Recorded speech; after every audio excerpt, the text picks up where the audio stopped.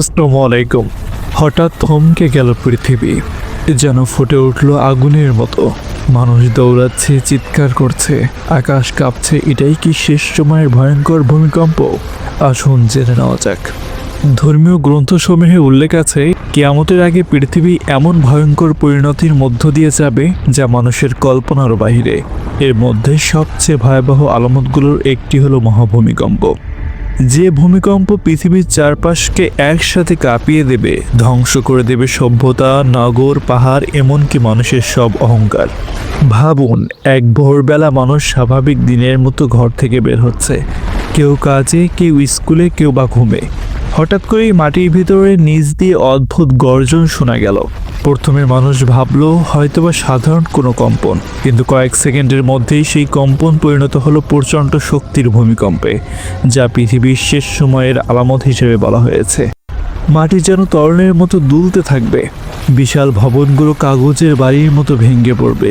মানুষ দৌড়াবে, কোথায় আশ্রয় নেবে বুঝতে পারবে না। কেউ ভাববে পাহাড়ে লুকাবে, কিন্তু সেই পাহাড়ও ভেঙে চূর্ণ বিচূর্ণ হয়ে যাবে। সাগর উত্তাল হয়ে যাবে, শহরগুলোকে প্লাবিত করবে। সূর্য যেন আলো দেওয়া বন্ধ করে দেবে, পৃথিবী অন্ধকার হয়ে যাবে।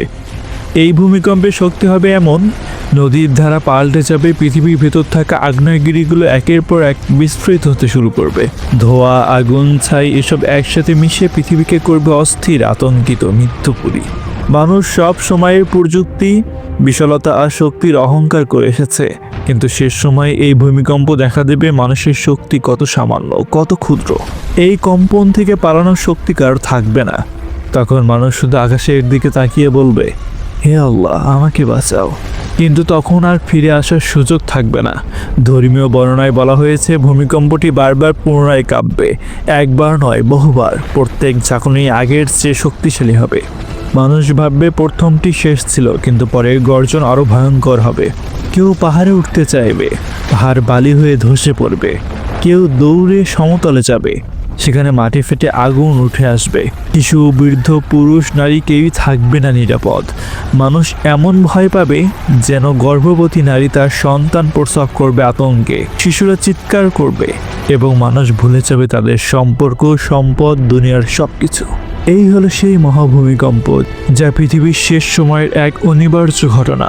ভয় পাবার জন্য নয়, বরং নিজেকে প্রস্তুত করার জন্য এগুলো বলা হয়েছে।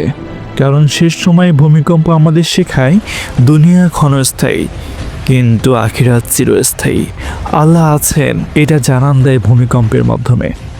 আল্লাহ সবাইকে বোঝার এবং আমল করার তৌফিক দান করুন। আর ভিডিওটি ভালো লাগলে চ্যানেলটিকে সাবস্ক্রাইব করে দিন।